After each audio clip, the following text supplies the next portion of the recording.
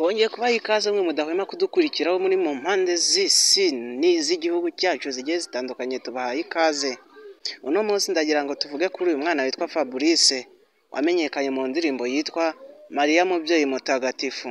Banza wumve iyi ndirimbo unareba ukuntu yabyitwayemo neza, bikaba byamuhaye kwamamara, akaba yashinyishijwe amasezerano na korali ya Do Kigali. Mariya Mubyeyi Mutagatifu.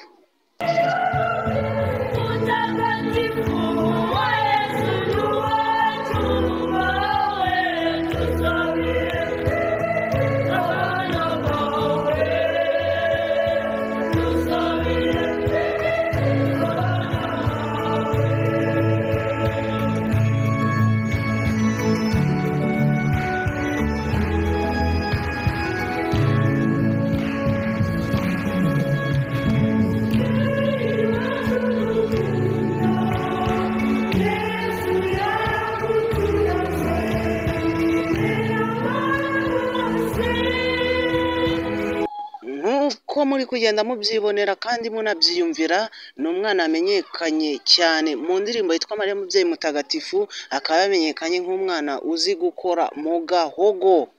Nimvuga gukora mu gahogo sinzi niba urabyumva, ni umwana ufite ijwi ritangaje, ni umwana ufite ubumenyi mu kuririmba, dore ko afite imyaka 13 y'amavuko, akaba yarakunze kuririmba akiri mutoya. Byaje kujya ahagaragara rero aho bari muri iyi mise kuri Pasika, aho baririmbye umwana agatangaza abantu benshi cyane, dore ko ari nawe mutoya ugaragara nk'ari we muto uri muri iyi korali, ariko yaririmbye abantu bose baratangara, bataba buzuye umwuka wera, bimera nk'uko Nyagasani Bikira Mariya Yesu Kristo ajya abonekera abantu bagiye Kibeho. Umwana yahatwitse mu mvugo z'abubu. Yariwe amafoto menshi cyane, amavideo aracicikana ku mbuga nkoranyambaga, byageze naho bigera kuri korali tuzi nk'ikimenywa bose ku isi ndetse no mu Rwanda, korali Do Kigali ikaba yamuhaye amasezerano yo kuririmbamo imyaka 5, mbese babona ari kwitwara neza bakamwongeza igihe cyo kuririmbamo. Uyu mwana se iwabo baba bameze ute, baba babayeho bate? Nkubwiye ko yakijije iwabo ntago naba nkubeshye, kuko uyu mwana yubakiwe inzu iwabo yo kubamo nziza cyane, irimo amakaro, yishyurirwa amashuri, ibikoresho by'ishuri n'ibindi byose azifashisha mu buzima bwe, dore ko bagiye kumuzamura impano yo kuririmba.